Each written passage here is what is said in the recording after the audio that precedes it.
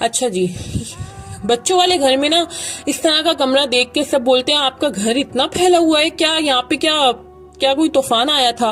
भाई बच्चों वाले घर में ऐसे ही होता है। मेरी बच्ची बड़ी होती जा रही है ना, अब उसके आगे अगर आप पर्स रख दो, या आप जो टोकरी देख रहे हैं मैं अपनी साइड टेबल पे रख रही हूँ जिसमें मैं सामान समेट समेट के रख रही हूँ।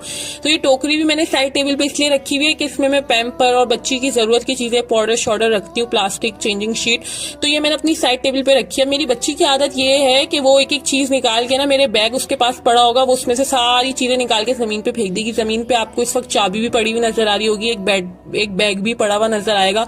वीडियो अगर आप कंटिन्यू रखेंगे तो मेरी बच्ची है मेरी ना छोटी, तो इसकी वजह से मैं बच्चों को, जब मुझे अपना काम करना होता है ना, मैं बच्चों को फैलाने के लिए छोड़ देती हूँ। आप बच्चे ये नहीं करेंगे तो और क्या करेंगे?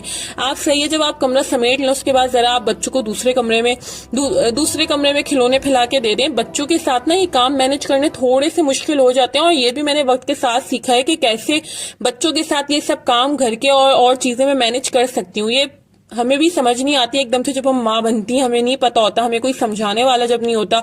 जो लोग अपनी अपनी सास और अपने घर वालों के साथ रहते हैं, मतलब ज्वाइंट फैमिली सिस्टम में रहते हैं, उनके लिए इतनी मुश्किल नहीं होती। उनके लिए कहना आसान होता है, आपको तो किसी के लिए रोटी नहीं बनानी, आप तो किसी के लिए कोई काम नहीं कर रही, आपके पास तो कोई ऐसे झमेले नहीं है। भाई झमेले नहीं है, लेकिन अकेले में और चीजें कॉम्प्रोमाइज करनी पड़ती हैं आपके साथ। अगर आपके घर वाले रहते हैं ना तो उसके और अलग बेनिफिट्स भी हैं। जहां आपको नुकसानात नजर आ रहे होते हैं ना, वहां बेनिफिट्स भी होते हैं। बच्चे आपकी संभालने के लिए आपकी अम्मी होती हैं, अब्बू होते हैं। आप अगर घर में मौजूद हैं, आपके कोई भी अम्मी अब्बू कोई भी है, तो आप उनको बच्ची देकर आप सुकून से अपने काम कर सकते हैं। लेकिन जहां पे आप अकेले रह रहे होते हैं ना, वहां पे ये चीजें थोड़ी सी मैनेज करनी मुश्किल हो जाती है। ज्यादा मुश्किल नहीं होती है। एकदम से जब मैं अलग हुई हूँ मुझे बहुत टेंशन होती थी, मैं बस समझ नहीं आता था मैं बच्ची का क्या करूं, मतलब किसको दूं, किसको बोलूं, क्या करूं।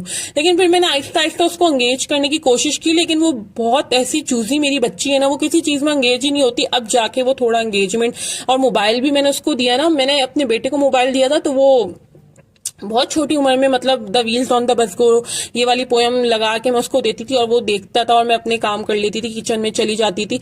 लेकिन अब बच्ची को मैं देती हूँ ना, वो ये चीजें उसने अभी तक इंटरेस्ट नहीं लिया। वो 1 साल से ऊपर की हो गई है, माशाल्लाह से 13-14 माह की हो गई है। अच्छा ये देखें, ये जो फूड पांडा के बैग्स होते हैं ना, ये हर घर में होते हैं। आप इनको फेंकने के बजाय ना, आप इसका इस तरह यूज कर लिया करें कि आपके जो मोटे कपड़े, इसमें मैंने दिखाया, मैंने इसमें जो ब्लू शॉपर रखा, उसमें मैंने अपनी जैकेट रखी है सर्दियों की, वो अभी तक मैंने रखी नहीं थी, मेरी अलमारी में थी रखी हुई। तो मैंने कहा चलो थोड़ी अलमारी में से वो चीजें निकालो जो अभी यूज की नहीं है। फिर जब आप चीजें इतना फैलावा अपने इर्द गिर्द रखते हैं ना, आपको पता होगा जब आपको जैकेट चाहिए होगी ना, आपको याद हो